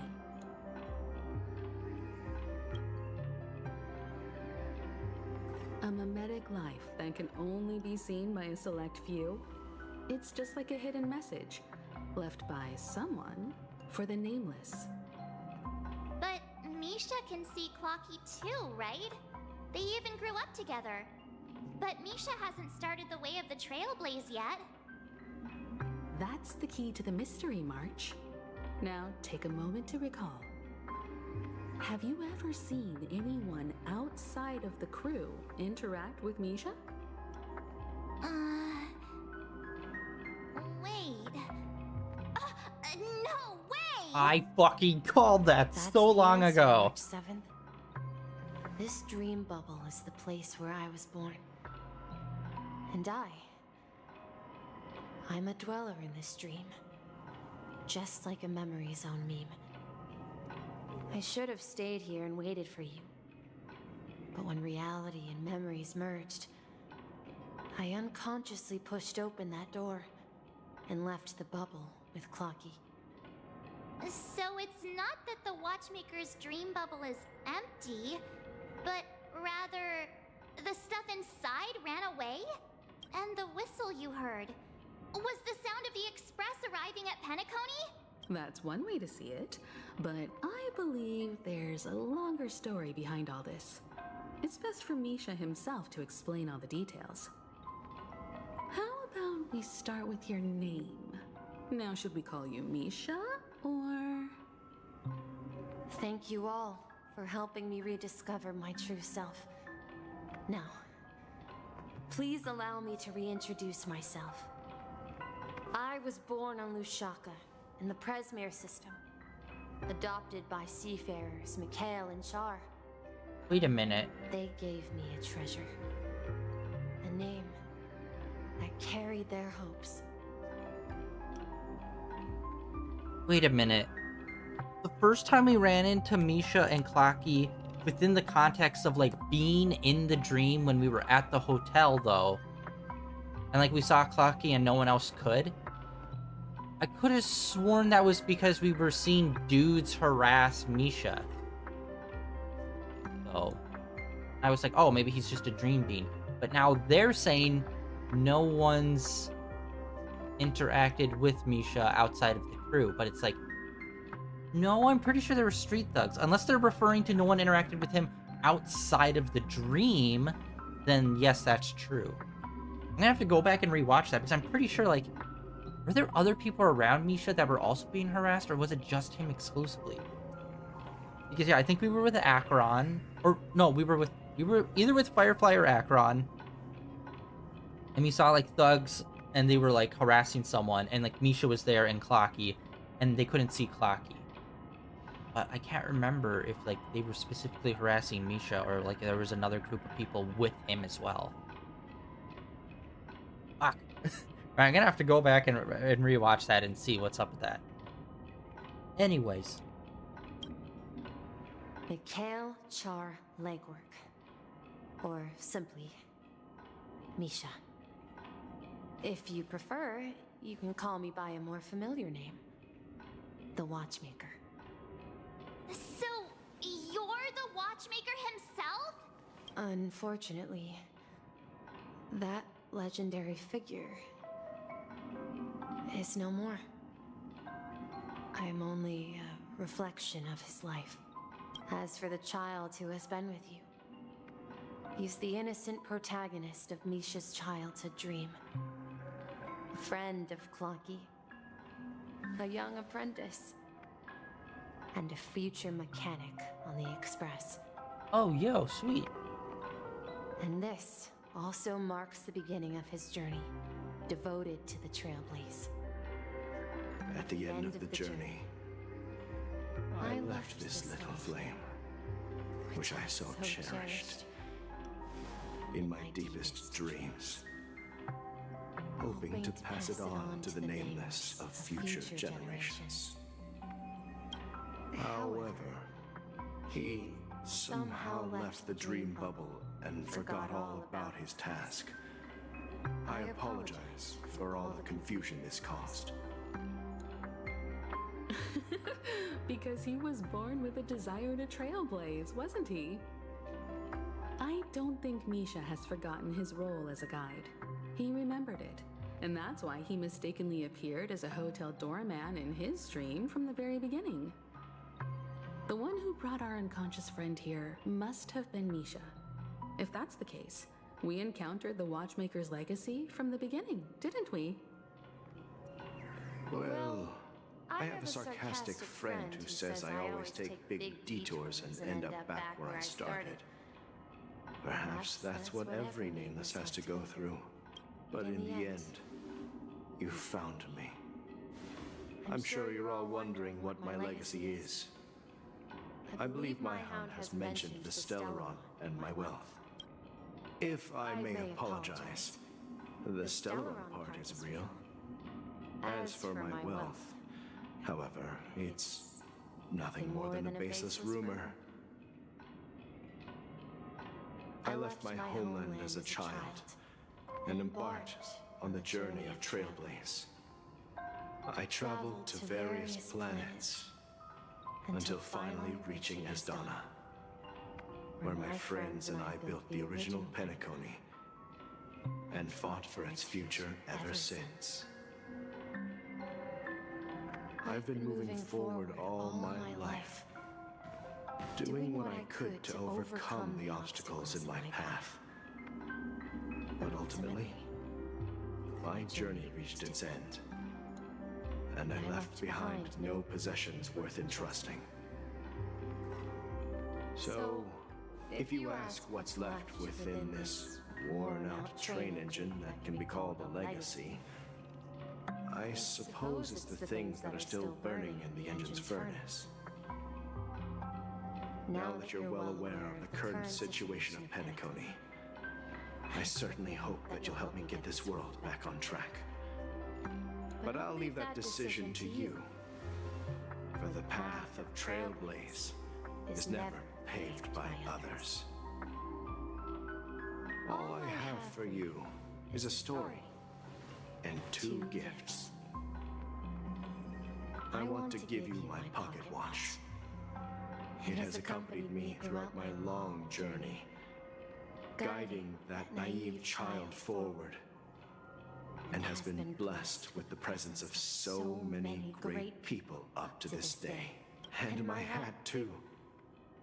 The one who navigated for me placed it on my head and planted a fanciful thought in my mind. The Trailblazing expedition will never end. Well, so we're getting a new dude on the boat on our ship. It's Oh time yeah. for you to make your choice. Once you've made up your mind, open that door and enter the long dream of an old man. I was hoping we'd get like new members. I'll be waiting for you at the end of this corridor of time. I mean, All right, everyone, let's make a decision. Although I don't think anyone will have any objections.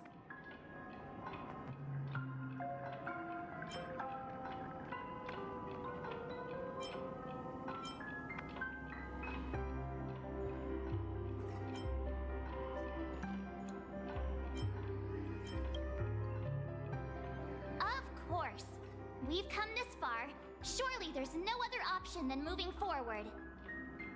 In that case, it's unanimous. Then let's proceed together to the end of this dream and tell Mikhail our decision. okay, but when the fuck did this take place? Because we were like talking with what's his face, and then we did a flashback to here, and it's like, at what point in the timeline did they do this? Because it felt pretty straightforward all the way up till we got to the boss guy. Now it's like, surprise, there was missing time somewhere. Mikhail, where are you going? Someone has to step up and save Lushaka. So why can't it be me, Misha? Please don't go. And if you must, please take me with you. Don't leave me alone. Even without me, you know how to proceed forward, brave Captain Misha. The compass is waiting for you. Haven't you always wanted to be a better adventurer than me?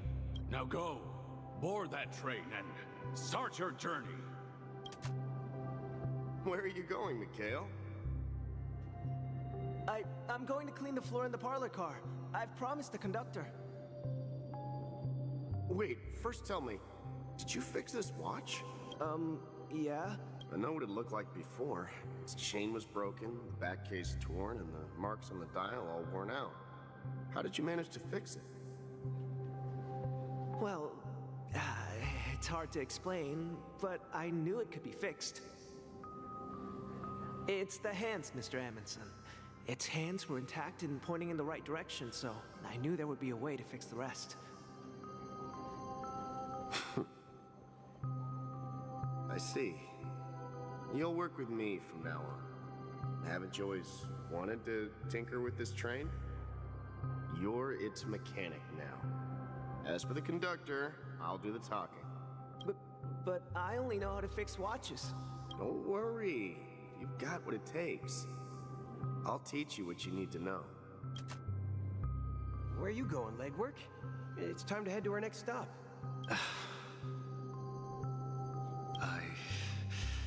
I'm staying in Astana with Rosalina and Tiernan. I see. This place reminds you of home. The people of Astana have only achieved a tiny victory and still have a long way to go towards true freedom. Hanunu needs us. Hanunu. Don't worry. Not all journeys lead to the stars. Even if I leave the Express, our path of Trailblaze will continue. Yeah. I knew you wouldn't stay on the Express forever. Leave in peace, my friend. And, take this with you. This is Mr. Amundsen's hat. But why? When he departed, he said he would leave it to his best student. Well, I suppose the time has come. Farewell, legwork. Take care of Tiernan and Rosalina. And don't forget to write to us. Where are you going, watchmaker? Don't worry, Micah. Just going on a little trip. Someone has to be at the forefront of the interstellar frontier, and I'm the only former nameless in Penacony. So why can't it be me? Because you're all we have! Have you forgotten about Tiernan? The cosmos is way more dangerous now. What will happen to Penacony if we lose you too? But what will happen to Penacony if we don't find a way out? Ah, Tiernan. How could I ever forget him? I've spent countless sleepless nights asking myself why I didn't go with him back then. We Nameless won't stop. Don't worry, Micah. It's just a matter of getting back to my old profession. Just wait for me to come back. But if, and it's a big if I don't come back in one piece, then you'll become the next watchmaker. Where are you going, old man? Oh, you're here. Answer my question. What are you up to? Relax, Gallagher. I just came up with a great idea. Wanna hear it? Oh, come on. Aren't all your ideas just ways to get yourself killed? I may be blunt here, but you're the last remaining hero in Penacony. If you die too, the secret of the Stellaron will go to the grave with you. Yes, I'm afraid there's no way out in Penacony, so I'll have to consider alternatives beyond Astana. We'll organize a festival using the Watchmaker's legacy as a facade and send invitations to the entire cosmos to gather people here. So, a desperate struggle against the family? Desperate? Don't we have you here, my friend? This task is challenging, But what hasn't been challenging for us along the way? Well, whatever you do, remember, make sure to send an invitation to the Astral Express. Misha! Where are you going? Oh, it's you, Clocky. Take me to Dreamflux. Last night, I had a long dream about the day we met. I want to write down that dream. Write it down? Why? Oh, so I won't forget it. Do you remember how you got your name, Clocky? Yeah, I look like a fucking clock. That's how. Of course. You told me that when you were a kid, you lived in a room full of clocks. Those wall clocks and pocket watches grew up with you and were your best friends. Yes, but what I didn't mention was there's a funny misunderstanding behind it. I was a kid, and there was always a special pocket watch in my memories. It was with my grandpa, guiding him on his sea voyages and leading the way in his every adventure story. I wanted to have a pocket watch like that too. And that's when you appeared in my dreams. Yeah. Every night, we boarded the compass and set sail together. But you know what? It wasn't until the day my grandpa gave it to me that I realized it wasn't a pocket watch at all. It was a compass. So, your name should have been Compassy. And the watchmaker is just a nameless.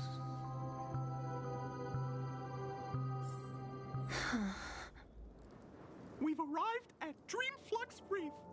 So, where to next? You know, Clocky, I don't think I'll be going anywhere else.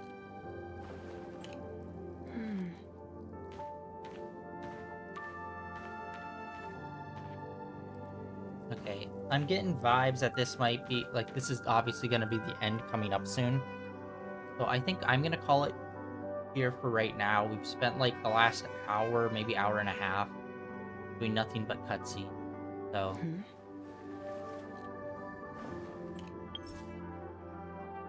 Pause and save.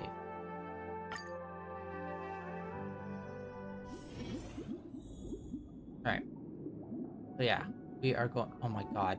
I seriously hope if we hop back into there, that won't start from the beginning. Anyways, that is it for today. End of day 1409 of streaming in a row. Tomorrow, we're going to get back into some more Illness End Zero. I'm not sure... I need to check the schedule for Genshin updates. I think that's going to happen next Tuesday. So we're probably going to be playing some more of this next Tuesday. Nice. And then this weekend we are going to be playing some more First Descendants. Just having a chill, relaxing weekend where we just shoot some shit. And that's basically it.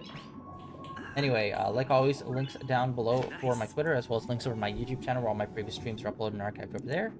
And I will catch you all tomorrow with some more Zenless Zone Zero. If not, see you guys back here next Tuesday, probably, with some more Honkai Star Rail. See you.